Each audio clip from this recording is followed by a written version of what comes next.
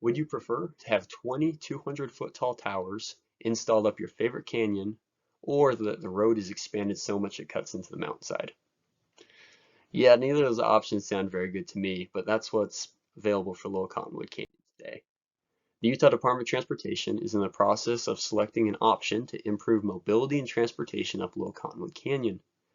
This is an important topic because it'll have permanent effects for the canyon with the landscape and the environment.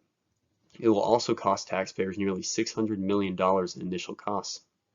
I love Little Cottonwood Canyon. My family and I have spent a lot of time up there, fishing and skiing and hiking and just enjoying the pristine environment that it is.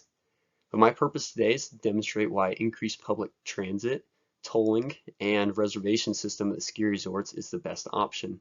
I will first go over some background information, then I will proceed to talk about the lane expansion option, and then the gondola option, and then the best option, which is the public transit, tolling, and reservation system. So Little Cottonwood Canyon is located about 20 minutes south of Salt Lake City and is famously known for Alta and Snowbird ski resorts. And because of that, it sees up to nearly 15,000 cars per day during its peak time in the winter. So UDOT is currently developing an environmental impact study, but for the feasibility of plans of how to improve mobility up the canyon. So since they started this in 2018, there's been over 14,000 public comments and numerous meetings and online articles and organizations placing billboards and ads and all kinds of things. It's a very popular topic and for good reason. So lane widening is the first of the two options that are currently being discussed. So the majority of Little Cottonwood Canyon right now is 3 lanes. An expansion would create an additional lane in both directions for bus traffic. So of all the options, this one requires the largest footprint. It'll take approximately 54 acres, which is a lot. This creates concerns for water quality as well as other parts of the environment. Salt Lake City's Public Works Director, Laura Bree, first said, additional development in the watershed we know impacts water quality and it potentially consumes more scarce water resources. Water's been in the news a lot lately, so a lot of concerns we raise in this process are also amplified by historic drought placing additional pressures on water resources. So the water is one of many environmental concerns that will take place, as well as CO2 and different factors that contribute.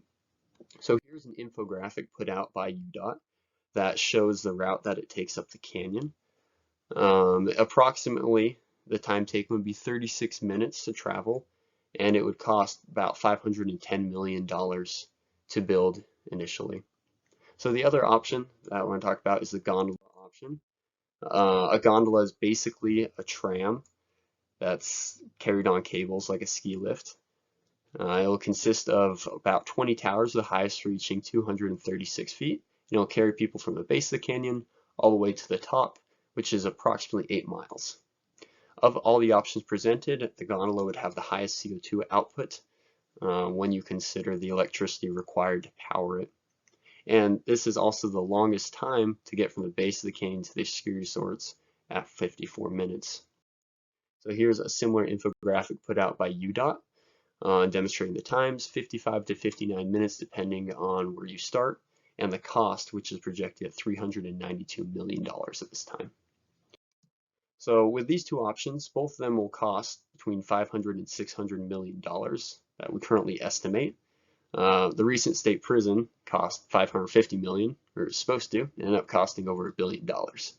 So I wouldn't count too heavily on these numbers. This is something that's opposed by all major municipalities affected by this, with Sandy at the bottom of the canyon, Alta at the top, and Salt Lake County covering it all. All of their mayors oppose these two options.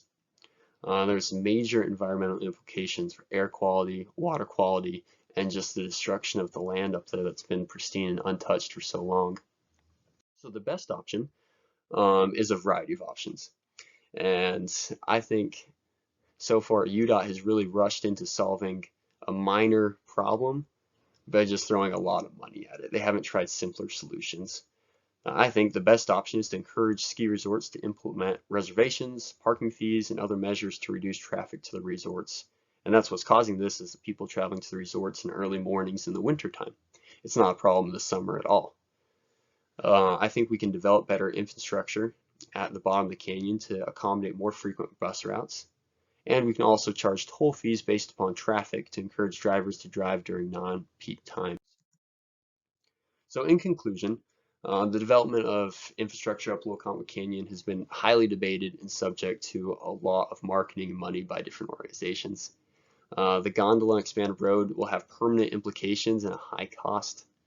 A multi-pronged approach of toll fees, increased bus run times, encouraging ski resorts to implement reservations and parking fees is the best approach.